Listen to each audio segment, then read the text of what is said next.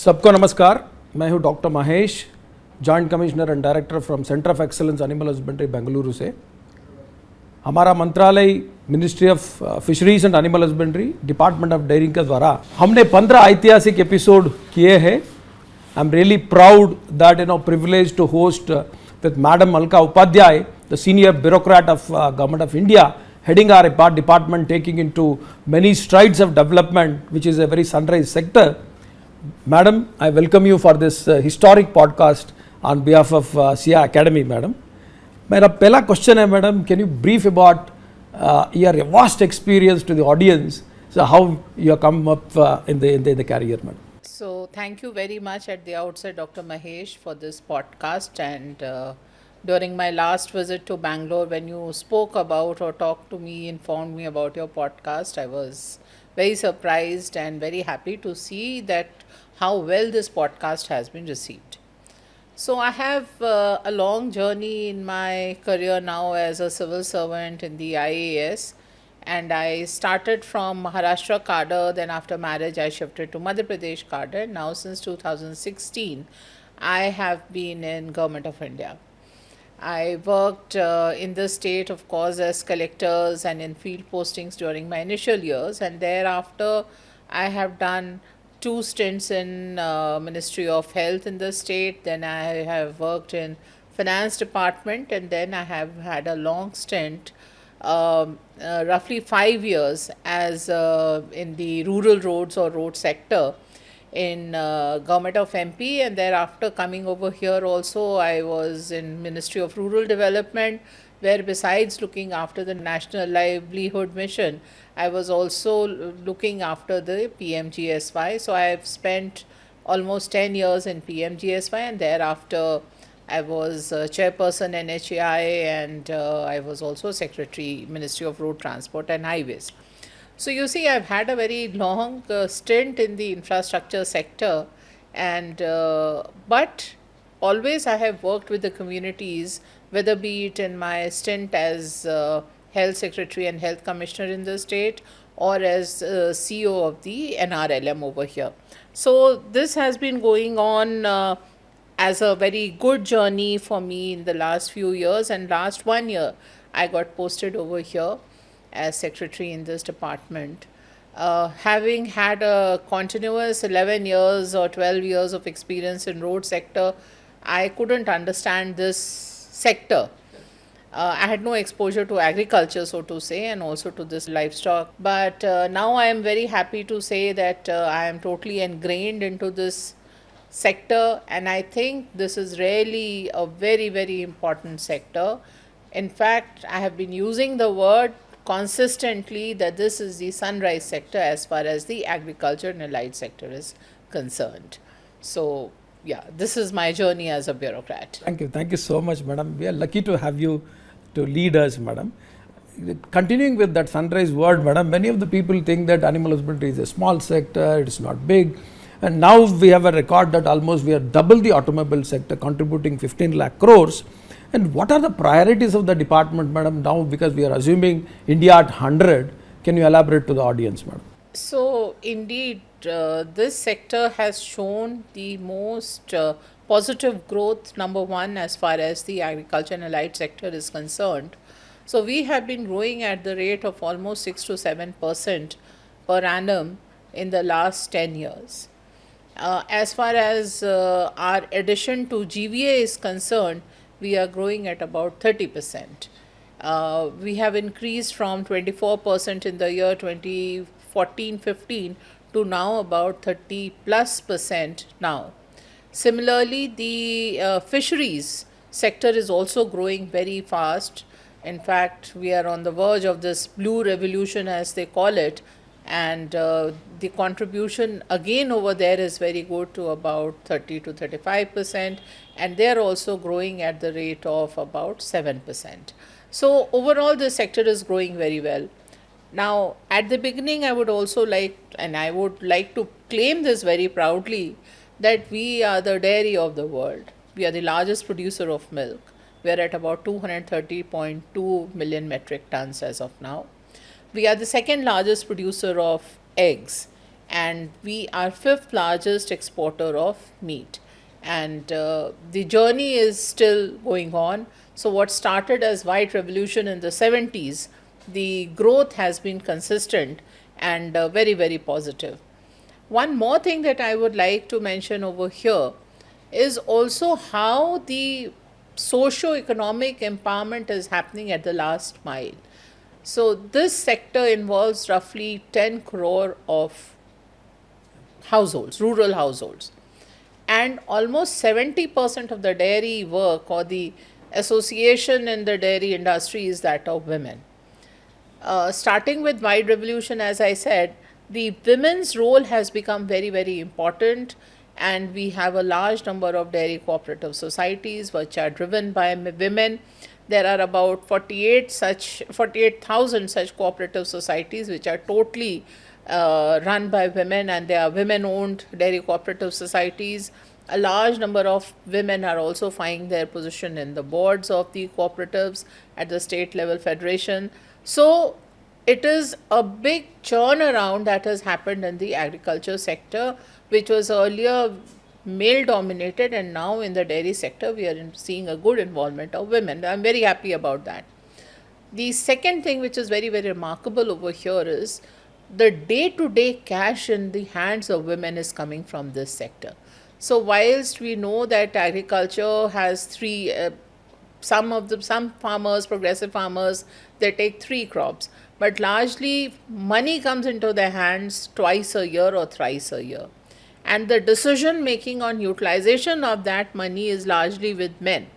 But this day-to-day money that comes in the hands of women, the way they are using this money for savings, for educating their children, setting up their enterprises, small enterprises, making themselves financially independent, that is the true success of this white revolution, I would say. Daily revenue model, because people get everyday money. That is the beauty of it. Many of the commoners doesn't know, madam, about the value of the milk produced in India is actually more than the value of the rice, wheat and sugarcane put together. So that is a beauty of our sector now. Almost 10 lakh crores is the milk sector. Can you narrate about the dairy revolution, madam, how it has happened in India? So you see, you've raised a good point, and this is something that we should use to leverage more and more budget in our favor, because the dairy industry as such, the milk production today is to the tune of about 12 lakh crores. But the entire involvement in the dairy industry now is about to the tune of about 16 lakh crores, which is huge. And as you yourself said, the contribution that comes from wheat, rice, sugarcane, etc., is far less than what we are producing now. We aim, today we are at 230.2 million metric tons.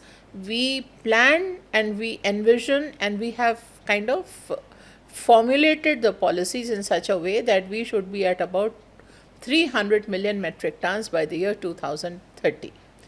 And going at the rate at which we are growing today, with a slight increase, factoring slight increase in productivity, this industry should become 40 lakh crore industry by the year 2047. So that will be a huge jump. And as I had just said earlier, the kind of economic prosperity which it will get to the farmers is going to be phenomenal. So we have to continuously work in this direction. And so one of the most important things that we need to speak about, or we need to constantly engage with the farmers and at a scientific level we need to do, is improve the productivity. So in terms of production we are very high, but if you look at the productivity of the dairy sector today, or even in the poultry, we are not as good or we are not as efficient. So we need to bring in this efficiency. And the way I see this efficiency can be brought in is through a bit of genetic engineering, a bit of conservation of our indigenous breeds, etc. Because the crossbred, of course, they have ushered in a lot of production, but at the same time, we are also seeing that they are fraught with diseases. They are, in times to come, the productivity might decline over there. Something very interesting that we observed was that while our growth is at the rate of about 6% per annum, the Western world or the progressive countries where a lot of milk production was happening, a high productivity was there, they are growing only at the rate of 2%. So this is a great advantage to us. So now if we have things like we should increase our female population of the cows and buffaloes, sex sorted semen, uh, artificial insemination, in vitro fertilization. All of these technologies are with us. We are constantly working on these technologies. It is being popularized with the farmers. I am sure we will also gain ground as far as productivity is concerned. Thank you, madam. You said the word diary of the world, India. So moving forward, madam, my favorite sector is poultry, and people call it as poultry is protein sector because majority of Indians are protein deficient because we are consuming a lot of carbohydrates. That is a part. Coming into the sector as such, madam, poultry, Tata Consultancy Services, we know that it is the largest exporter of software in the world, and that is equal to almost poultry sector is the statement, madam. The reason is 2 lakh crores is the top line of Tata, and poultry is also almost like 2 lakh crores. With that as an idea, madam, what is the comments on poultry sector from the department? How are we ensuring? So, since you made a comparison with TCS and you want me to talk on the poultry sector, there is a commonality here. The commonality is here that the software industry in the country grew as a result of private sector push. Poultry sector in India today is also increasing because of the private sector intervention. This is one sector where we have seen that the role of private sector has been very, very positive. And they have created clusters, they are establishing export-led units or zones. Namakkal is one area, Andhra Pradesh, Hyderabad, Telangana. We are seeing several such pockets. Even in Madhya Pradesh, we are seeing some such growth. So this is the commonality. However, the growth in India has been extremely good. We have now quadrupled our production in the last 4 years, or I think 4 or 5 years, we've quadrupled our production. So there also the productivity has to increase. We have a large flock population, about 317 million is the flock population as far as backyard poultry is concerned, and 570 odd in the commercial zone. Now, this backyard poultry has to be linked to the commercial interest. So, an aggregation model, I think, is very important on the lines of the cooperatives or the FPOs, which promoted milk production and milk collection and procurement, giving assured income to the farmers. I think this is another program that we need to do very, very carefully. And we need to constantly engage with the private sector in this. And they are doing a lot of things. In fact, they are bringing in a lot of technology. The other interesting trend that we are seeing now is that we are able to export our eggs, especially to the GCC countries. We exported some eggs also to Sri Lanka, to Malaysia. So there are about 10 to 12 countries where we've exported our eggs, and also the demand in egg powders is increasing. Russia, Japan, they are our primary importers of our egg powder. So this is an industry which needs to be more technologically savvy. We need to be very, very careful about the diseases now, because the world is in a way dealing with HPI, H1N1, H1N5N. So all of those things are happening. So we need to educate the clusters, or we need to educate the private players also, along with, of course, our own private sector farms or public sector farms, backyard poultry owners about all of this. In poultry, I have another thing to mention over here, and this is something which is quite remarkable. In fact, when I went to WOHA, which is the World Organization of Animal Health, in the year 2023, so some of the GCC countries said, we are ready to import eggs from your end, but you do not have disease-free compartments. So we worked extensively, and today we have almost 36 disease-free compartments. 5 or 6 of them are with WOHA for further notification. So this is a very welcome step. Many of the private sector people, they came forward, they aligned with the biosecurity measures or requirements, and hence we were able to create these 36 disease free compartments. So this is a very good sector which is growing about two, I think the overall turnover in this sector is about 2 lakh crores or 20, it's 2 lakh crores. And I see a lot of scope over here. Another thing to be added over here is good quality chicken meat, which is very, very important. And we have a lot of such entrepreneurs who have come into the fray, who are now making good quality, well packaged chicken meat available to the consumers. So we have several such stories available with us. Thank you so much, madam. Moving forward, apart from dairy and poultry, the other livelihood sectors of the animal husbandry are sheep, goat, and piggery, which are providing both occupation and income. So, what is the schemes, madam, Government of India has initiated for rural youth, women, and entrepreneurs? So essentially, we have the National Livestock Mission, and the National Livestock Mission looks after the small ruminants. So in our country, the overall livestock population is about 54 crores, out of which 20 crores is the small ruminants population.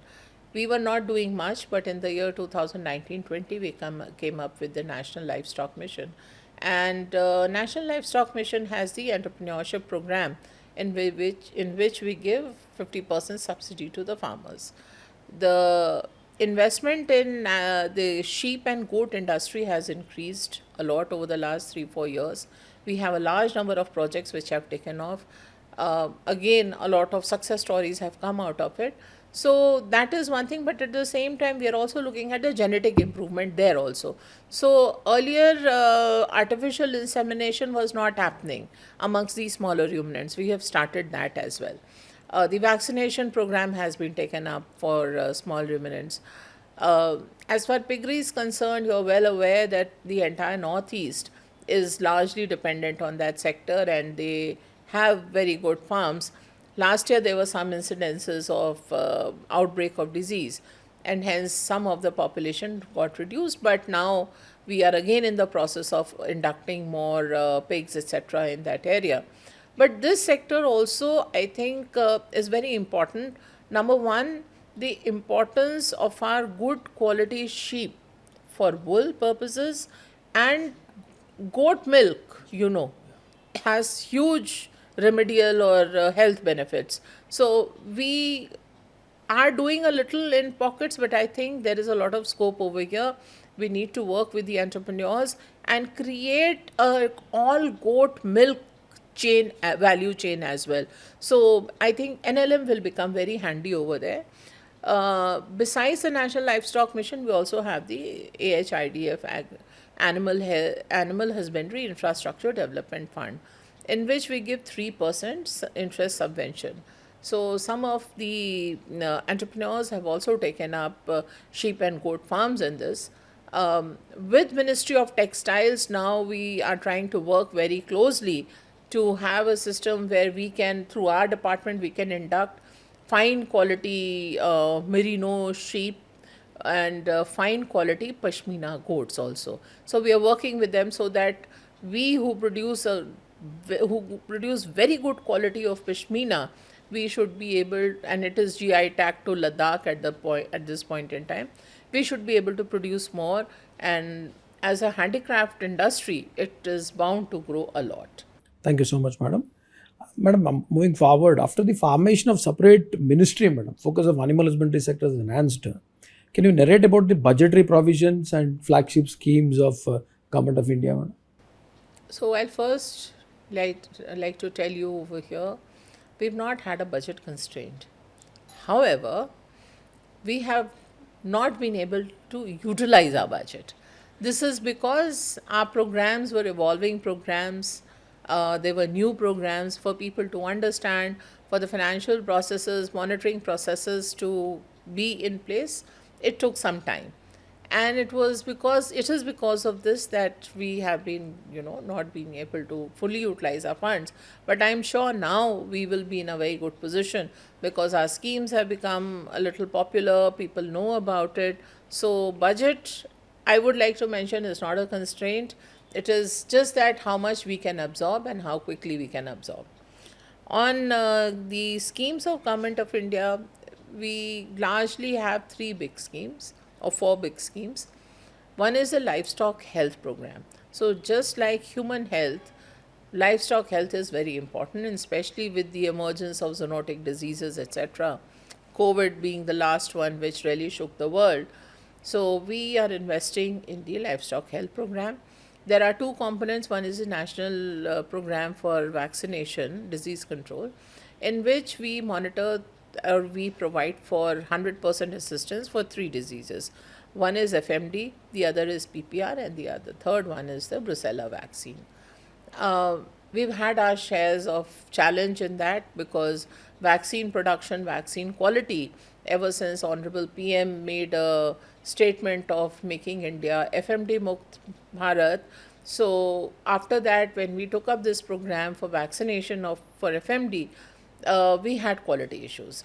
But I'm very happy to share over here, there are two things that have happened. One, as a department, we have been getting uninterrupted quality vaccines since last year, and we have vaccinated about 80 crores of our cattle population on that with the FMD.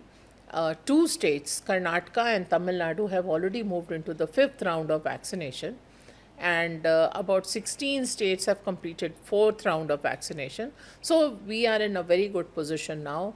Each and every vaccination that is happening is recorded in the National Digital Livestock Mission, and quality measures are being taken.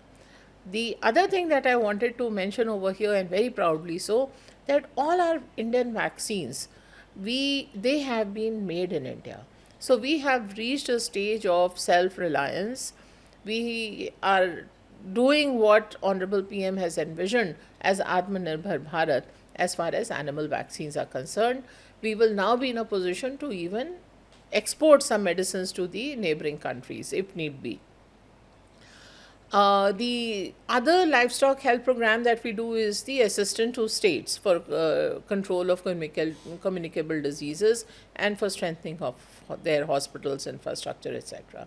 So one very important initiative taken by the department is that of mobile veterinary units, where all the states have been given these mobile veterinary units at the rate of 1 MVU per 1 lakh population.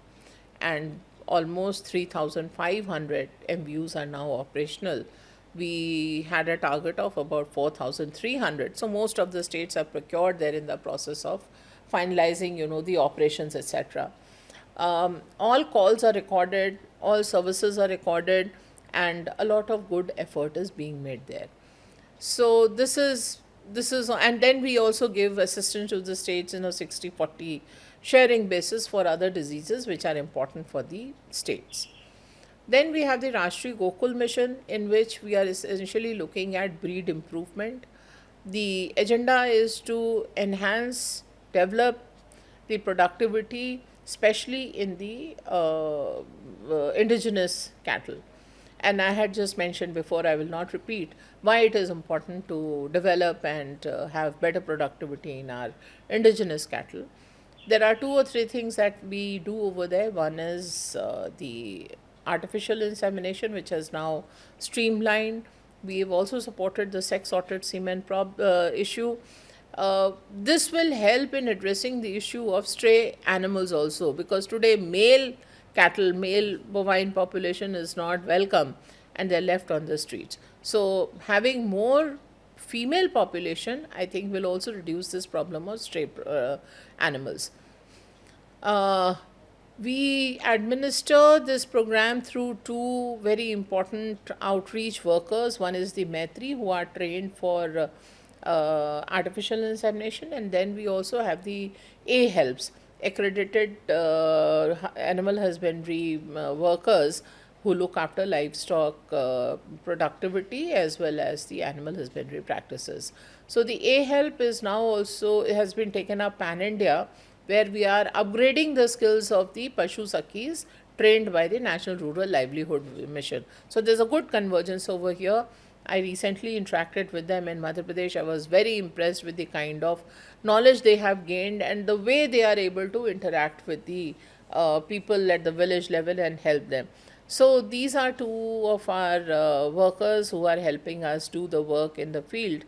Then we have the National Livestock Mission, which I told you about, and the third is the Animal Husbandry Infrastructure Fund, in which we give 3% intervention.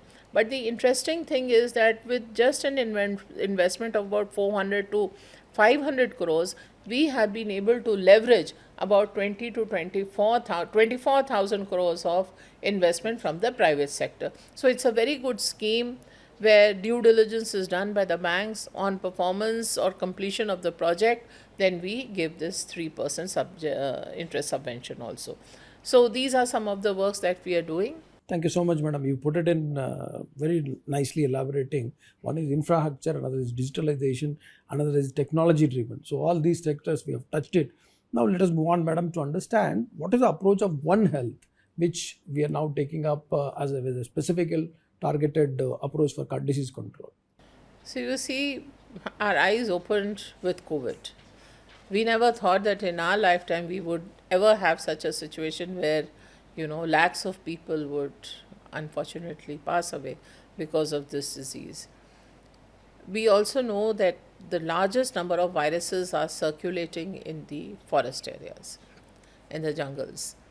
And these viruses are in isolation and they are not transferred as long as our livestock and our people do not come in contact with the jungle viruses. But with growing population of both livestock as well as human population, the pressure on the forest is very high. As far as India is concerned, our ratio of livestock to human is almost 1:1. There is, and we are a growing country, population is on the growth side as of now. So there is a pressure on the forest. The livestock is venturing into the forest area, they are getting the infected, and once and you're also aware that in India livestock is really a part of our homes, whether be it the pet dogs, pet cats, they are though smaller in number, but if you see even the cattle, sheep, where the women especially are in close proximity to them. And once this virus is transferred to the humans, the spread is very, very high. So seeing this this entire chain of disease transmission, it is important that we invest in prevention, number one. But at the same time, it is also important for us to have a good coordination mechanism. So any unnatural scenario seen, for example, Kerala had bird flu, had H1N1, prevalence. Since the month of April, there were many, many deaths of first the ducks, and then also it started infecting the poultry sector. So one has to be very clear, one has to be very, very cautious that the biosecurity measures have to be taken up very seriously. In fact, I think as a part of the One Health approach, the biosecurity learnings need to be transmitted, need to be communicated, and people need to be made aware so that while handling their livestock, humans should also be careful, and how livestock to livestock transmission can also be controlled. So we had lumpy skin disease in the year 2022-23. A large number of animals were affected, the productivity went down, and a large number of animals also died. But next year we did a discovery, and the vaccine which was there, goat pox vaccine, we used that as the LSD vaccine because we did not have a LSD vaccine. Having used that goat pox vaccine, basis certain findings in certain scientific literature, we saw that the incidence of LSD had come down. So we need to be constantly on the edge or be aware and conscious. Always speak to the human health team. We need to work together. We need to work with the forest department. So that entire One Health concept can only be fructified or be taken to its logical conclusion if everybody sits together and talks about it. So there has been a lot of talk about One Health around the world, but if you ask me, as far as a concept or action points are concerned, there is a lot that is missing, and we are now trying to talk. We are talking to the health ministry. We have put up joint teams also, which will go and investigate the diseases incidents as they occur. So things are happening on that front.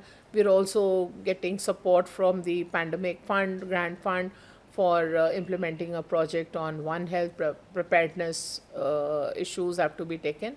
So things are happening on this in this direction. Thank you so much, madam. Now you are leading the India in the world forums like World Organization for Animal Health, FAO, etc. Madam, can you share your experiences over there? So there's this India Asia Pacific cooperation that is there. There's a SAARC cooperation. Then we have the Asia Pacific WOHA region. Then we also have WIMSTEC, and then we have the WOHA.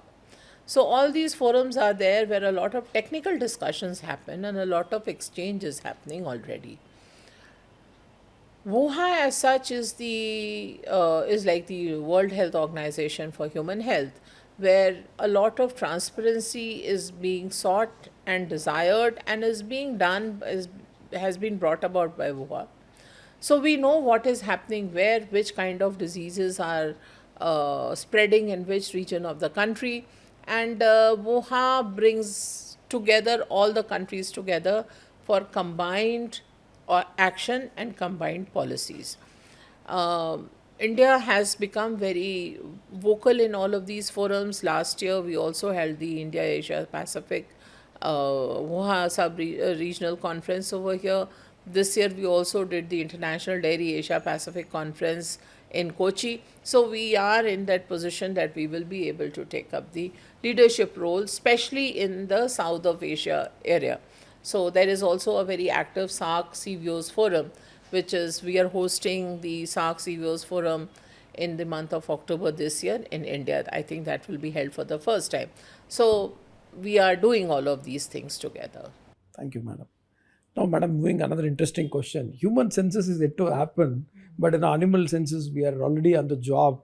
Can you elaborate to the audience what is the mammoth exercise planned for the census of livestock? Indeed, it's a big exercise.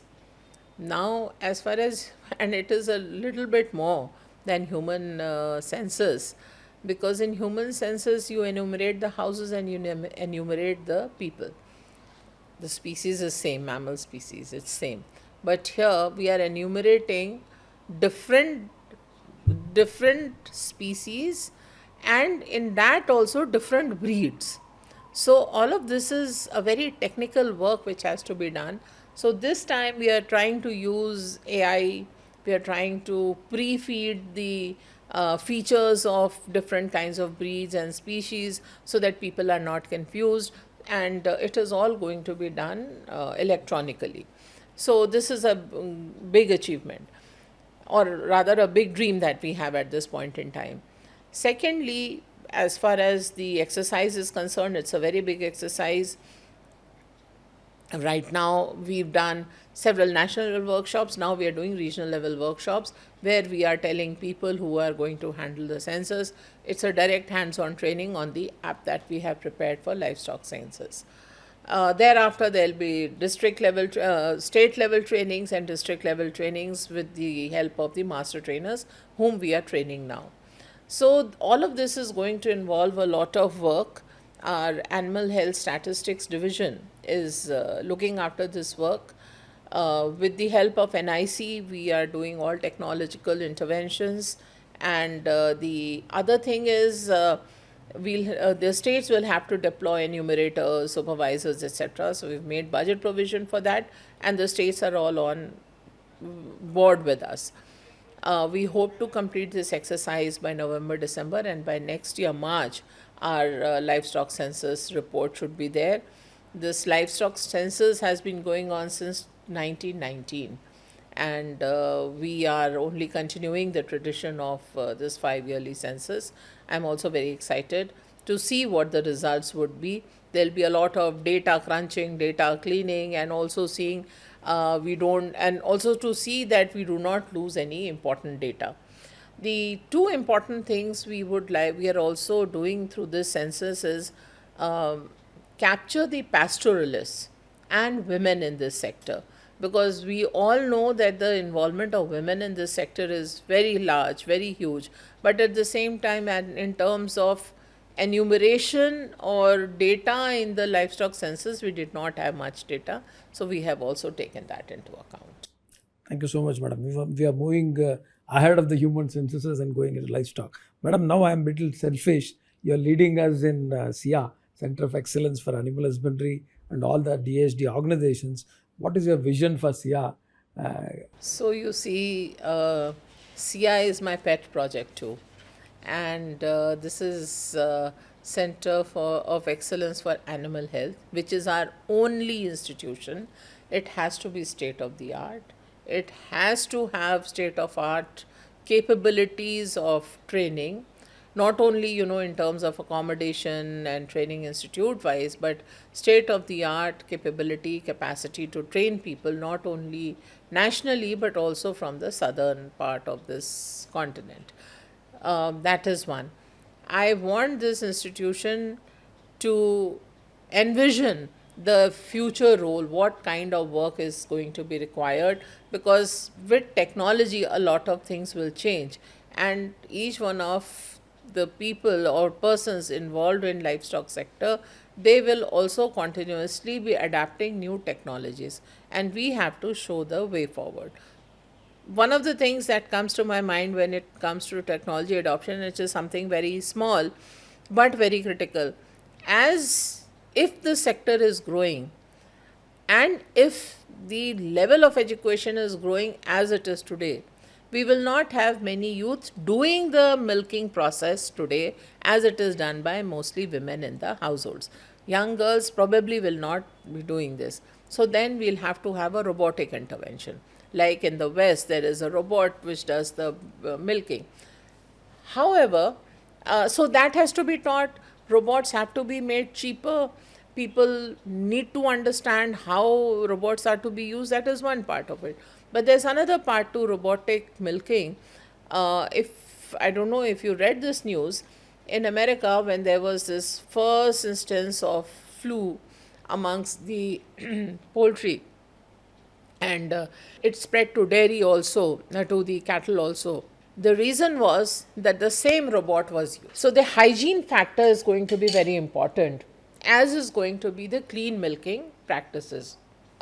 As we are growing, I mean, I'm sorry for dithering a little from your original topic. As we are growing in milk size, we also need to explore markets outside of the country, for which FMD vaccination, FMD free status, traceability, clean milking practices, all of this will become very, very important. So, SIA will have to take on all of this role as well. The other aspect which is very important for SIA to take up is entrepreneurship development in the livestock sector, because that is not taught anywhere. So, this is something, and you can act as the bridge between the private sector and the farmers to bring in the best practices from them and also take it for training with the farmers. I envision a great plan for SIA, for which we are doing some work with CPWD to prepare an action plan and to create SIA as a center which people can come and see. And SIA should also build its own in-house capabilities. The third thing which SIA will have to take up very, very seriously, and training courses will have to be aligned accordingly, is on the quarantine measures, biosecurity measures, because as livestock population grows, so will be the threat of diseases. So, how to control the diseases from spreading, how to control disease from spreading in the animals, amongst the animals, and to the humankind, that also will become very, very important. So, I think with your leadership in SIA, we see that SIA should become an institution par excellence in the region, nothing less than that. Thank you so much, madam. We promise that, madam, it will be your dream and then it will be like a global center for excellence. That is what we aspire. And we, as you said, quarantine issues, madam, we will be taking up a trade facilitation center with your directions so that we can coach people on all the issues of export and import. Continuing, madam, general public are not aware about the quarantine. Quarantine word only synonymous with corona time, but we have a lot of quarantine offices and facilities for export and import of livestock products. So can you elaborate on? So, very important point. So, I get a phone call per day at least from some VIP or the other where they want the animals, even say like the pets that they brought, or maybe sometimes horses, to be released immediately. Well, it's one thing for the pets to be released immediately or the horses to be released, but the fear of spread to human life is immense. So it is not only the fear to spread to human life, but also quarantine has relevance to breed preservation and protection. So Australia, for instance, has a very, very strict quarantine system over there.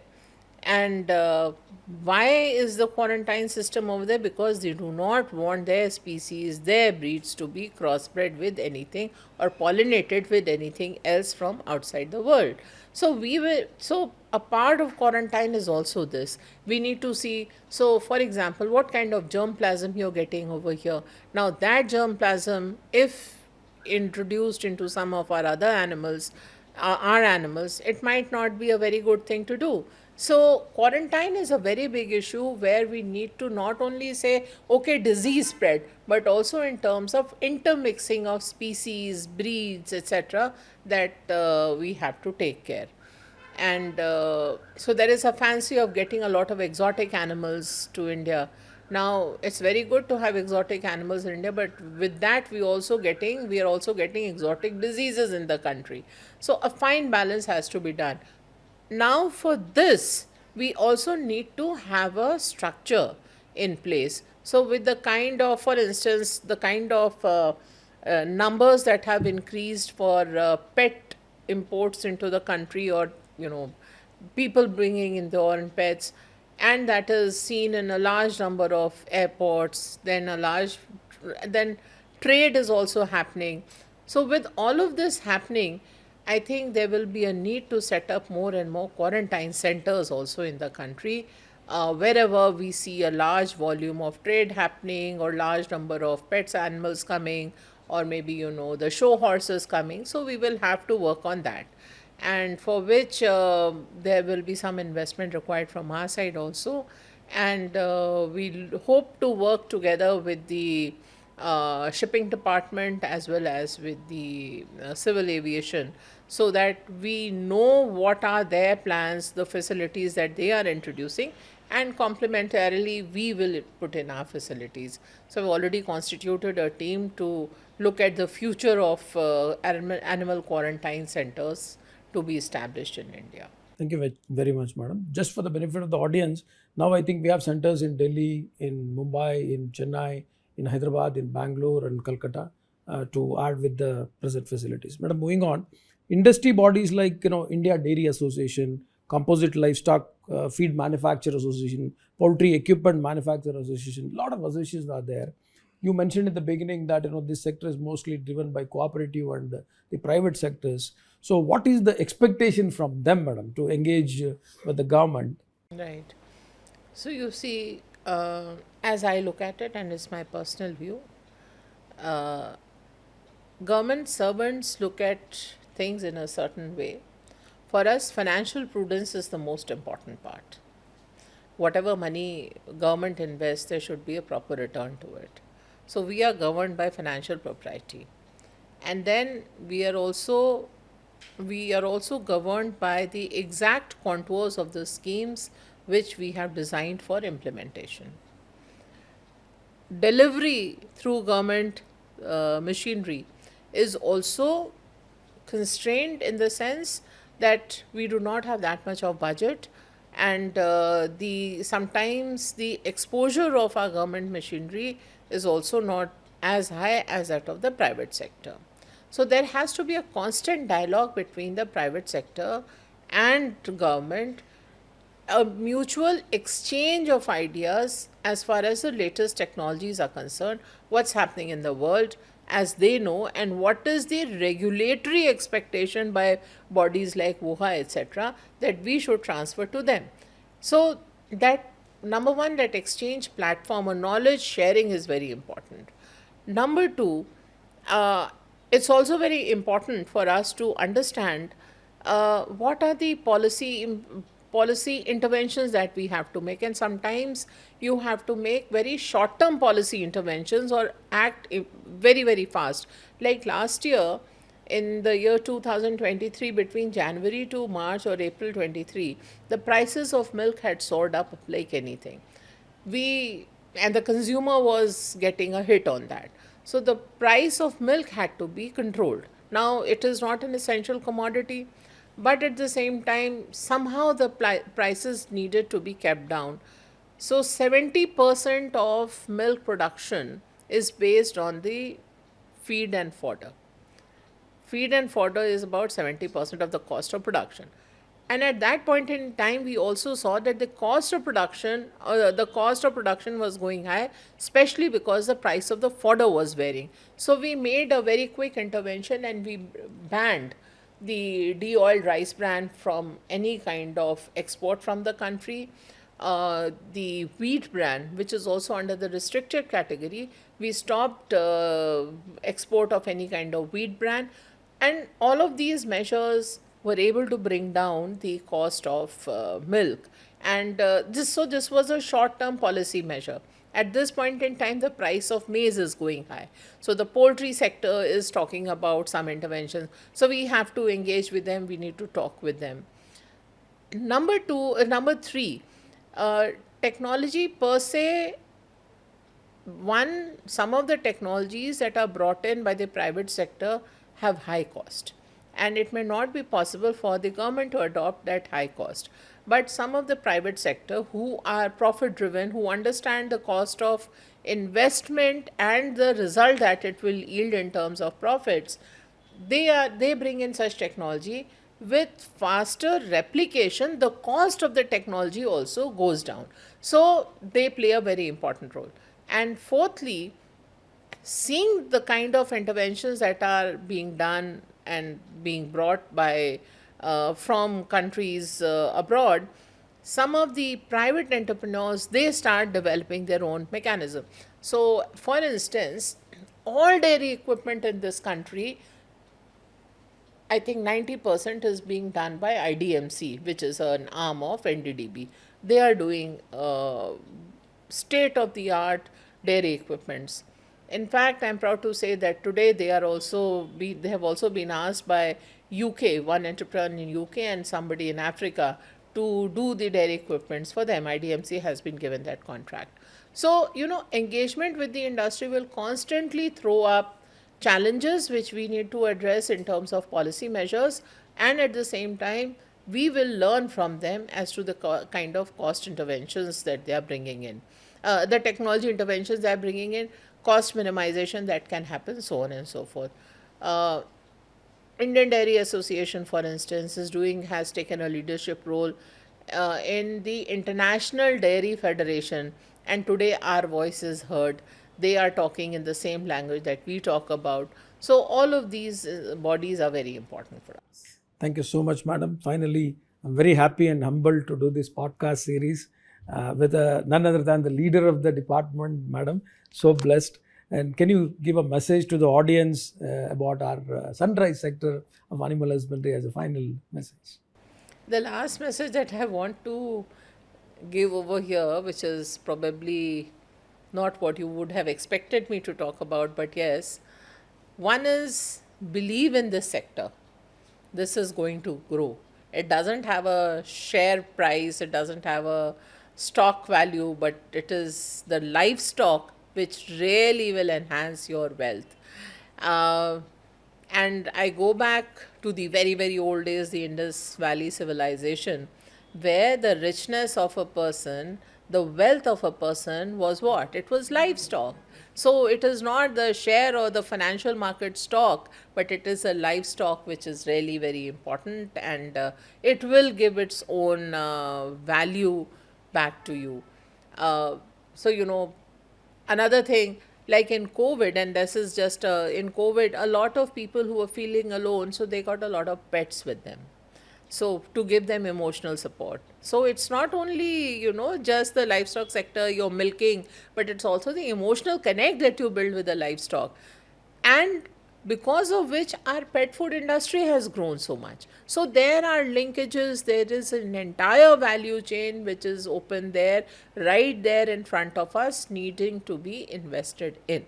And we can become self reliant in all that we are purchasing from different countries, whether be it good quality cheese, whether be it the protein powder, the whey powder, everything is over here. We don't need to go out anywhere. This is one. And the last thing that I want to say is Doodh Pio. There has been a lot of myth that has been spread by the Western world saying that milk is not good. Even my children stopped having milk because of all of this myth, but there is nothing like milk. The protein source, especially for protein deficient India, can come only from milk. So we need to invest in production of milk if we also want to be nutritionally self-sufficient. And also, at a personal level for each one of us to be nutritionally well, I think this is a sector in which we need to grow. The other part of the country, which is which has non-vegetarian, for which our poultry sector is increasing, I think that's very important. We need to get at least milk into the midday meal scheme, which will give protein to the growing children. So this is all that I wanted to say. Thank you so much, madam. Hope to continue to engage in many more podcasts. सबको नमस्कार, धन्यवाद. अगले episode में Siya academy का episode में मिलेंगे. नमस्कार. Thank you so much. Thank you.